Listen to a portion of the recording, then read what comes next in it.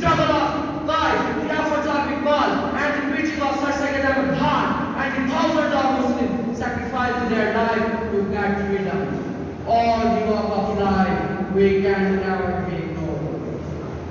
One wonder, how come in the old days, such unity, discipline, faith, dedication in the face of two giant forces, the Britishes and the Hindus.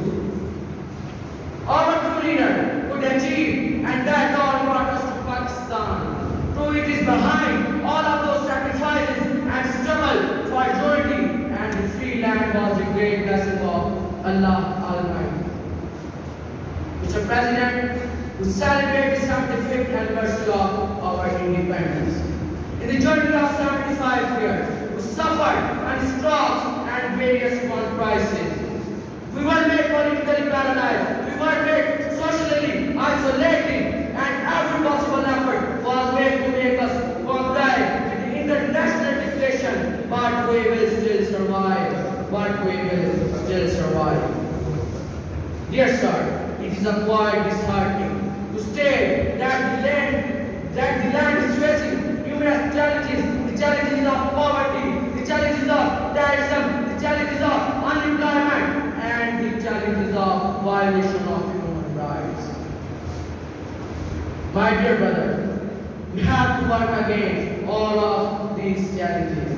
The hard task is always required the great sacrifice. We have to stand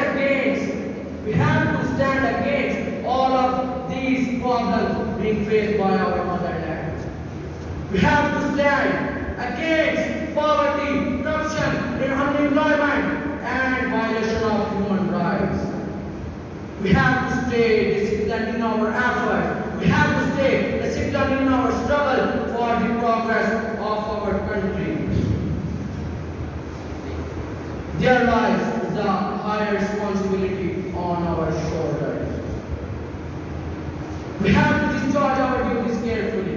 And the last thing is to have firm faith in Allah Almighty. I hope the day will come when we shall be able to get rid of all those problems and the country may become Allahu Akbar, Allah.